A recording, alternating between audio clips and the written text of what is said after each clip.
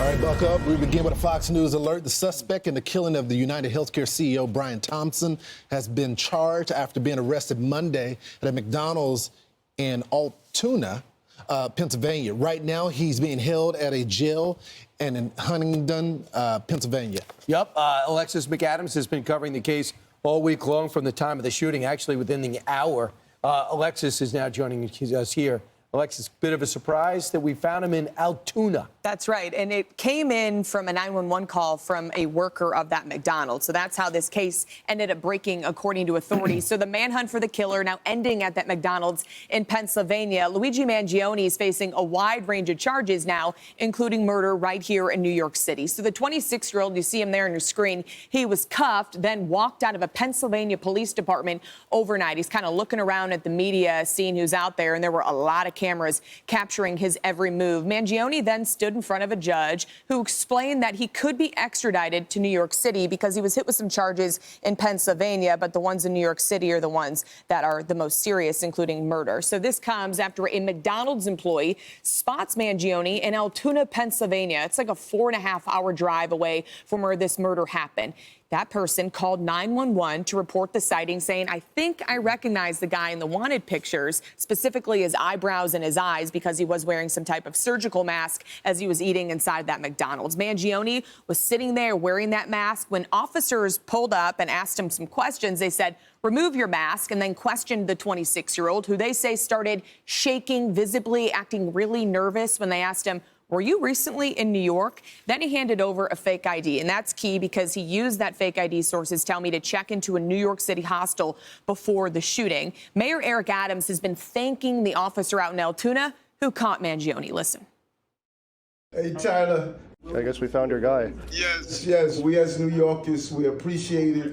And you just did a great job, heads up policing. You took a dangerous person off the street. We thank you so much. It was great to do. More than happy to do it. I can't say I was expecting it waking up this morning.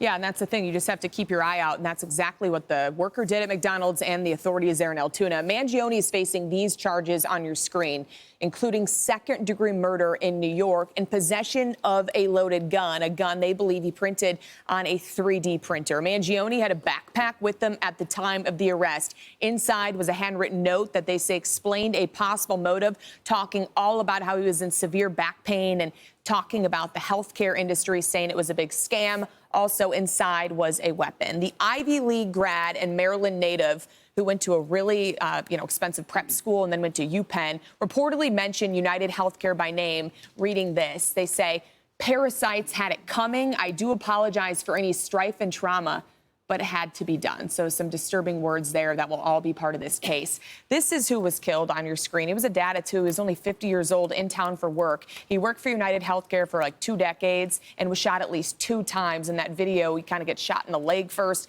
then shot right in the chest. He leaves behind a wife and 2 kids. Pennsylvania Governor Josh Shapiro making sure people in their community know he was not a hero, this gunman.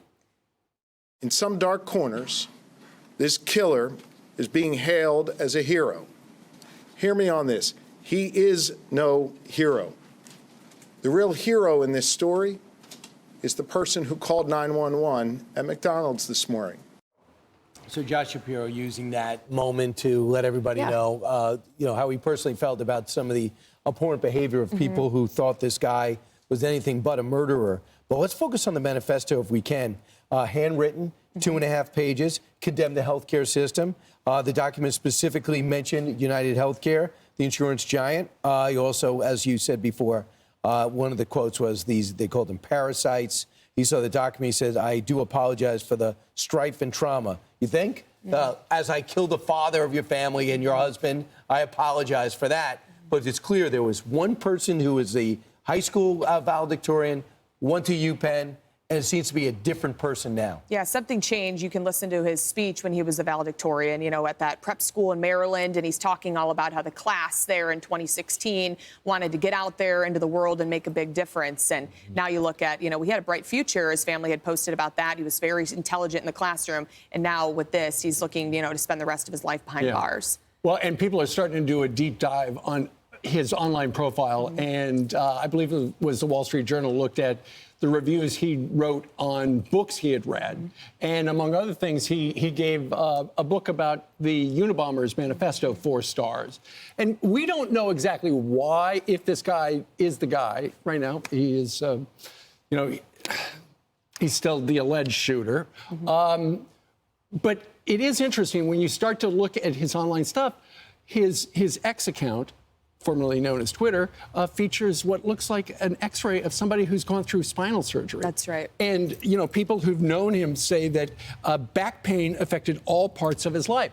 Guy's 26 years old. Was he just kicked off his parents' health insurance? Is that why, if he's the guy who did it, is that why this person wrote deny, delay, depose on those bullets? There are a lot of clues. We just haven't figured them all out unless it's the obvious one. Yeah, and he had also written on social media and in some of these other things in the manifesto about how he's in severe pain. He used to be a really good soccer player, some of his friends had said, in high school, and he was very active when he lived in Hawaii. He was always hiking and doing all these things, and then he kept talking about how his back hurt so bad from whatever had happened to him. I don't know what type of injury, and how the hospital, it wasn't the doctor's fault, he kept saying, but they would deny his claims. The insurance company. Yeah, the insurance company. So we're going to have to see, what happened here. But I think it's so disturbing that so many people, like you guys mentioned, are cheering on the gunman and saying that he did a job that needed to be done. I'm worried about that. And as someone that I cover crime, you've covered crime for years, it's not only that there are people that are celebrating this guy, but it's also his plight.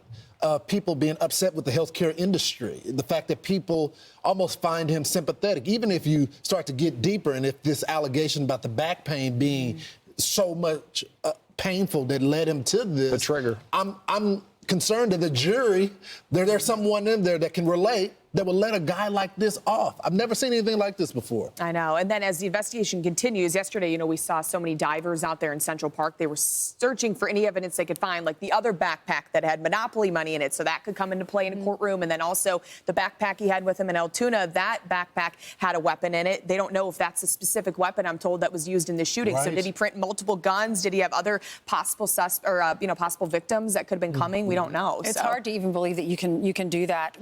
So he lived in the Surf Break co-living community in Honolulu. Residents there said that he did have chronic back pain. Here is one of his roommates. I don't know if this is a college roommate or someone from Hawaii. College roommate? Hawaii. All right, listen to this. Unfathomable, knowing the kind, person that I saw and knew. I remember he said he had a back issue and he was hoping to get stronger in Hawaii. It also weighed on him that he knew that there was an impending surgery.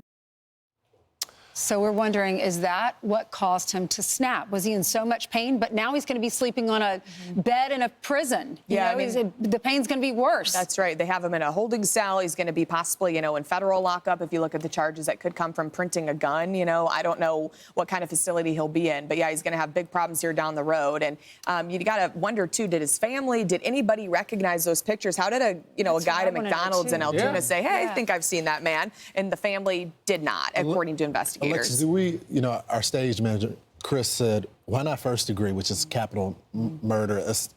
It was premeditated, judging by the manifesto. Do we expect more charges at some point today? Or do you think they're going to stay in the second degree? I think it could change. I think those were just, the ones they could get him on now, and then they could always update. They just wanted to make sure they had a really tight case. They don't want it to get to court, possibly, and then have this thing flip. So they just charged him with that for now. But also the question is, did he really want to get this specific CEO, or was he looking for anybody that was coming in and out that day? Sure. And, the thing about ghost guns, and I remember from the debate when, this became an issue, was they would be hard to detect in X-ray machines. You could take them onto an airplane. And so fast forward to now, and it's like, you can look online and figure out how to print one up. The guy was at UPenn studying computer science. He was an engineer. If anybody should have no problems doing it, it would be somebody with that resume. That's right. Yeah, background in engineering, 2 degrees from UPenn, and this is what he used it for. So we're going to have to see what plays out here. All right, Alexis, thanks so much. Thank you. Shocking, though, isn't it? Not the type of guy that we would expect to do something like this. With his family background. His parents and grandparents opened country clubs and healthcare facilities, real estate company. They had money. He went to this private prep school in Baltimore called the Gilman School. Yeah, he had quite the pedigree, so now he's going to be possibly behind bars for the rest of his life. Okay, well, thank you. Great job, Alexis. You've been working hard on that story. I'm Steve Ducey. I'm Brian Kilmeade. And I'm Ainsley Earhart. And click here to subscribe to the Fox News YouTube page to catch our hottest interviews and most compelling analysis.